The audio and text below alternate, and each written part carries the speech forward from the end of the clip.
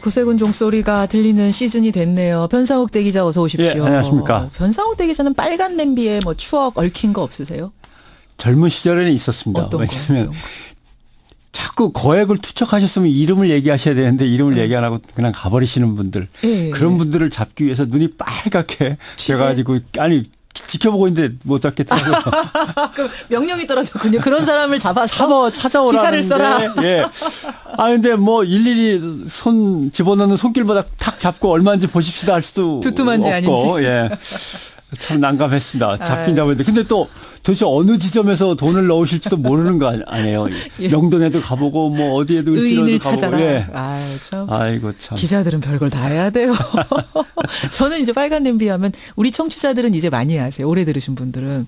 빨간 냄비를 마주치면 500원이든 1000원이든 무조건 한다가 제 신조예요.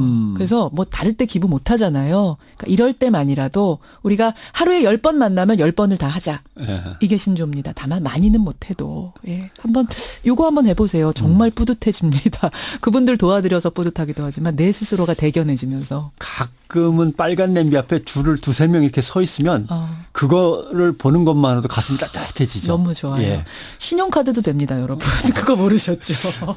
신용카드도 됩니다.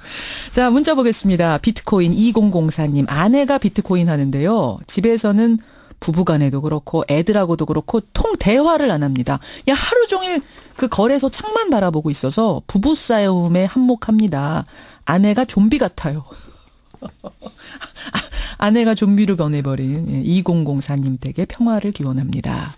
손지원님, 비트코인은 사회에 기여도 없고 그냥 돈 넣고 돈 먹기인데 이거 투기입니다. 이동진님, 거래소 관리하는 게 시급합니다. 이러다 거래소 서버 다운되면 그 많은 피해자는 어떡할 건가요? 보상도 안 되고. 박주원 최고위원 인터뷰 들으시고는 9960님, 주성영, 박주원 두 사람 중 한 사람은 분명히 거짓말을 하고 계시는데 거짓은 진실을 못 이긴다. 김영민님, 녹음한 게 있으면 공개하라. 이런 문자들 많이 보내주고 계십니다. 고맙습니다. 변상욱 대기자. 네. 기자 수첩 뭐 가지고 오셨어요? MBC의 새로운 출발이 주말 내내 화제가 됐던 거죠. 그 얘기를 해봐야 될 것 같습니다. 예, 신임 최승호 사장 출근 첫날 출근길 인터뷰 저랑 하셨잖아요. 그렇죠. 그리고 나서는 출근해서 보도국 인사를 아주 대대적으로 단행을 한 겁니다. 네. 보도국은 일단 37명의 간부들을 새로 진영을 짜서 임명을 하고 뉴스데스크를 일단 중단시켰습니다. 그리고 나서 전면 계획을 추진해서 새로운 모습으로 선보이겠다라고 한 거고요. 앵커들이 갑자기 사라지니까 뭐 논란이 있었습니다마는 뉴스데스크라는 것 자체가 없어졌으니까 거기 있던 앵커는 당연히 보직이 해임되는 거죠. 그렇죠. 지금은 그냥 MBC 뉴스입니다. 이제 이후에 벌어지는 MBC, JTBC, 그다음에 SBS 3개 지상파 텔레비전 방송의 이 뉴스 선두자리 각축전, 지상파와 케이블의 뉴스 선두자리 각축전이 이제 본격화될 거로 아주 기대가 치열해질 됩니다. 걸로 보여요. 그런데 KBS는 지금 빠뜨리셨네요.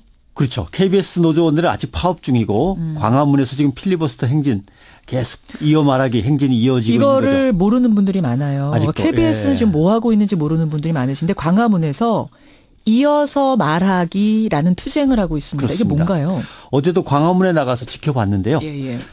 밤사이에 눈이 내려서 질퍽거리는 거리에서 참 춥고 바람이 세차니까 시민들도 거기 발길을 멈추고 그 얘기를 잘 귀 기울여 듣기가 어렵더라고요. 근데 노조원들이 추위에 떨면서 계속 마이크를 이어가면서 왜 우리가 여기서 투쟁을 해야만 되는지, 왜 공영방송이 국민들의 품으로 돌아가야 되는지를 계속 이야기하고. 24시간이요? 그렇죠. 그럼 밤새도록 한다면. 밤새도록 해야죠. 카메라로 찍으면서 기록하고 있었습니다. 근데 문제는 이게 더 늦어지고 길어지면 KBS 뉴스가 맨 밑바닥으로 추락하는 거예요. 예전에 MBC 뉴스가 그랬듯이. 그렇죠. 최저 시청률 시대를 맞이하게 된다라고 하는 이제 위기감이 있는 건데 글쎄요. 공영방송 KBS를 사랑한다면 그 이사진들은 스스로 뭐 물러날 사람 빨리 물러나고 정리될 사람은 정리가 되고 했으면 좋겠는데 참 어렵습니다. KBS의 그 노조원들 보면 마음이 많이 아픈데 지금 MBC를 시작으로 공영방송 적폐청산은 일단은 본 궤도에는 올라선 겁니다. 그렇죠. YTN에서 먼저 경영진이 물러나고 신임 사장이 임명이 됐습니다마는 새 시대 민주언론에 과연 적합한 인물이냐. 내부에서 저항이 강하죠. 그렇더라고요. 그래서 MBC가 결국 새 사장을 맞이하고 경영진, 방송 제작 요원들, 노조, 이사회까지 하나의 흐름을 타고 있어서 MBC가 방송계 적폐청산의 시발점이다 이렇게 봐야겠죠. 언론계 적폐청산의 이 과정 흐름 속에서 제일 눈여겨봐야 할 점, 변상욱 대기자가 꼽는 포인트, 핵심 포인트 뭡니까? 첫째는 저는 국정원이라고 봅니다. 국정원이요? 국가정보기구, 중앙정보부, 안기부, 국정원 또는 군정보기구, 보안사, 기무사. 예. 이게 언론을 직접 통제하고 언론사 경영과 방송에 지침을 내리고 논의를 해간 것은 1980년 11월이 끝입니다. 그 이후로는 등장하지 않았어요. 그런데 예. 그때는 계엄령이었습니다. 그렇지 않습니까? 그렇죠. 예. 전두환 신군부가 계엄령을 발동한 상황에서 언론인들을 강제시키고 언론사들을 강제로 통폐합하고 했던 그때가 끝이고 그 다음 1981년부터는 예. 문화공보부 국정홍보조정실이 이 역할을 맡았고 그건 당연히 청와대 정무수석실이 지휘를 했던 겁니다. 그렇죠. 중앙정보부가 왜 이때 안 하고 보안사가 했냐면 중앙정보부는 당연히 중앙정보부장이 대통령을 권총으로 쏴서 시해했었으니까. 예. 그러니까 지금 폭로되고 있는 이명박 정권 하에서 국정원이 공영방송을 통제하다 못해 블랙리스트까지 만들었다는 건 대한민국의 민주주의와 자유언론이 한 30년 정도 후퇴했다. 국가정보기구가 통제한 그 상황으로 간 거죠. 1980년대로 돌아갔다. 그렇죠. 예.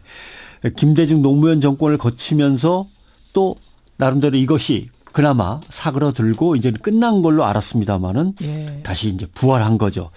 그러니까 결국 공영방송의 국정원이라고 하는 국가정보기가 개입한 것은 이 땅의 민주주의가 한 30년을 후퇴한 거다. 이제 이렇게 볼 수 있는 거고요. 그러네. 또 하나는 그러면 김대중 대통령, 노무현 대통령 10년을 거치면서 다 끝났다고 하는데 왜 갑자기 또 등장한 것이냐라고 하는 부분은 이것은 그동안의 기득권 세력과 보수 우익 정당이 뉴라이트라고 하는 새로운 지배 이데올로기를 가지고 정권을 다시 찾아오기 위해서 몸부림치면서 그것들이 준비돼 있다가 이제 등장한 거다 이렇게 볼 수 있는 거죠. 저는 어떻게 그토록 갑작스럽게 너무도 빨리 30년이나 뒷걸음칠 수 있었던 건지 그게 사실 놀라워요. 박정희 정권 때는 유신 기자라는 게 있었어요. 유신 기자요? 예, 그러니까 공화당에 있다가 너 내일부터 KBS 가서 부장해라 그러면 가는 거예요. 예, 정치권에서 떨어져. 이런 사람들은 자랑스럽게 명찰을 달고 다녔어요. 내가 이래봬도 위에서 돌봐주시는 분이야. 나 유신 기자야. 고 전두환 때는 어용 기자라고 불렀습니다. 예. 용비어천가를 지어서 불렀다 그래가지고 그렇죠. 설날 추석 때 이제 대통령하고 고위 정치꾼들에게 가서 절하고 용돈 받아오던 시절입니다. 이 사람들도 자기가 자랑하면서 좀 지냈어요. 김영삼 정권에서는 유명한 YS 언론장 학생. 그렇죠. 예. 김 대통령을 지지하면서 정보를 갖다 빼내주거나 자문을 해주는 사람들. 예. DJ 때는 기억하실지 모르겠습니다만 위스키 앤 캐시라고. 그건 뭐예요? 위스키는 술 마시는 거고 캐시는 돈 봉투 이렇게. 예. 그래서 대통령 측근들이 국가 시스템을 통해서 통제한 게 아니고 대통령 예. 측근들이 직접 언론인들을 만나서 접대하고 컨트롤하려고 했던 그런 시절이고 노무현 대통령 때는 그런 게 없었고 예. 그러면서 이명박 대통령과 갑작스럽게 돌아온 박근혜 대통령은 문민정권 15년의 공백을 메우고 어디서 갑자기 사람들을 모아가지고 언론을 갖다 이렇게 쉽게 통제할 수 있었을까? 그것은 뉴라이트라는 새로운 지배 이데올로기가 우리 사회에 뿌리를 내리면서 KBS, MBC 등 공영방송 내에 내부 부역자들이 이미 있었던 거예요. 아하. 그 사람들이 권력 지향적이고 기회주의자로서 뉴라이트를 받아들였던지 아니면 뉴라이트를 받아들이진 않았지만 그걸로 겉옷을 입고 권력에게 어떻게든 접근을 했던지. 근데 공영방송에는 노조도 다 있고 그렇잖아요. 이 부분이 제일 어려운 부분인데요. 이건 마치 영국 대처수상이 했던 방법을 그대로 쓰고 있는 게 눈에 띕니다. 노조를 먼저 와야하고 노조 집행부와 노조원들을 떼놓고 예. 노조원들을 교육훈련 시킨다 그러면서 분산시키고 다른 곳으로 옮겨놓고 잡아가두거나 아니면 민사 손해배상 소송을 걸거나. 묶어놓고 예. 노조를. 그러니까 MBC, KBS도 보면 1노조, 2노조, 3노조가 그래서 생긴 거죠. 예. 그다음에 교육발령이라고. 왜냐하면 징계하거나 강제직하면 몇 명만 해당되지만 그렇죠. 교육발령으로 쫙 흐트러놓으면은 수백 명을 한꺼번에 흐트러놓을 수 있거든요. 힘을 빼놓는. 예. 비제작 부서로 기자, PD, 아나운서를 옮겨놓거나 예. 또 MBC 노조도 지금 191억인가 아마 있을 겁니다. 손해배상 소송 걸렸어요. 손해배상 소송을 걸어놓고 그렇게 해서 꼼꼼하고 촘촘한 압박 때문에 이 노조가 힘을 못 썼던 건데 과연 이것을 그 경영진이 기획을 했을까? 노조, 기자협회, PD협회, 아나운서협회를 갖다 이렇게 꼼꼼하게 얽어매는 이 작업을 과연 누가 했느냐? 그 권력 집단이 혹시 배후 조정한 것은 아니냐. 이게 이제 지금부터 또 들어가서 서류들을 뒤지고 관련자들을 뭐 조사해서 예. 그 배우는 진짜 누구였는가를 밝힐 필요도 있는 거죠. 그래요. 지금 한 분이 문자 주셨는데 광화문을 지나가다가 누가 이렇게 마이크 잡고 얘기하길래 6017님이시군요.